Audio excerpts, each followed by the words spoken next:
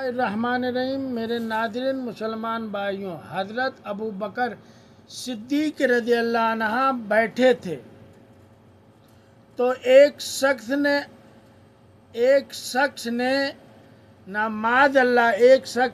معاذ اللہ ان کو برا بھلا کہنا شروع کر دیا۔ ایک شخص جو تھا معاذ اللہ ان کو برا بھلا کہنا شروع کر دیا۔ کمال کی بات یہ کہ آپ کے رسول بھی تشریف فرما تھے اور وہ دیر تک کہتا رہا، صدیق اکبر سنتے رہے۔ صدیق اکبر سنتے رہے۔ جب صبر کا پیمانہ لبریز ہونے لگا تو ابو بکر صدیق رضی اللہ عنہ اٹھ کے فرمایا کہ جو تو کہتا ہے سب جھوٹ کہتا ہے۔ دو تین جملے کہتے تو اللہ کے رسول اٹھ کے چلے گئے۔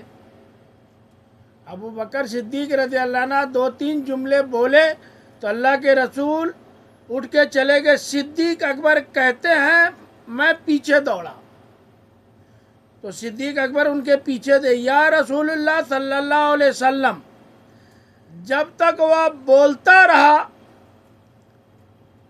آپ تشریف فرما رہے اور میں نے دو باتیں کی تو آپ آ گئے تو حضور فرمانے لگے،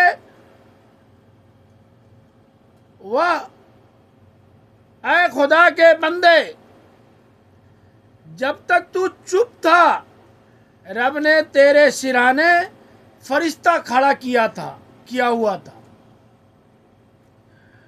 جو تیری طرف سے جواب دے رہا تھا۔ تو کیا سمجھتا ہے لاوارث ہے تو کیا سمجھتا ہے لاوارث ہے تو؟ فرشتہ کھڑا تھا جو جواب دے رہا تھا اور میں خوش ہو رہا تھا سن کے کہ دیکھو میرے ابو بکر کی شان، دیکھو میرے ابو بکر کی شان کہ رب نے اس کی دفع کرنے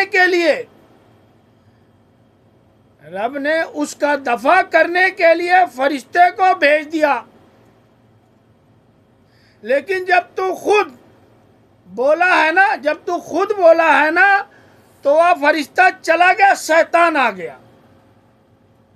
وہ فرشتہ چلا گیا اور شیطان آ گیا لڑائی چمکانے کے لیے۔ شیطان کا کام ہی ہوتا ہے لڑائی، کیونکہ فرشتہ چلا گیا تو میں بھی آ گیا۔ حضرت صدیق اکبر رضی اللہ عنہ کہتے ہیں بس پھر اس کے حالات بدل گئے۔ ایک بندے نے برا بھلا کہا تو حضرت ابو بکر نے ایک جملہ کہا کہ وہ رو ہی پڑا۔ حضرت صدیق اکبر کہنے لگے اگر تو واقعی سچا ہے، جو تو عیب میرا بیان کر رہا ہے،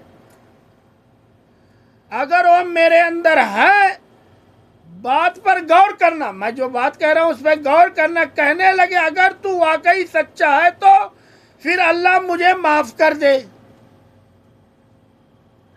اور اگر تو جھوٹا ہے تو میں دعا کرتا ہوں کہ رب تجھے معاف کر دے۔ وہ شخص کہتا ہے کہ ابو بکر نے تو رلا ہی دیا۔ میں قریب گیا، میں نے کہا نہیں حضور میں جھوٹا ہوں، دعا کرے کہ مجھے ہی معاف کر دیں۔ کیا لینا ہے بدلہ لینے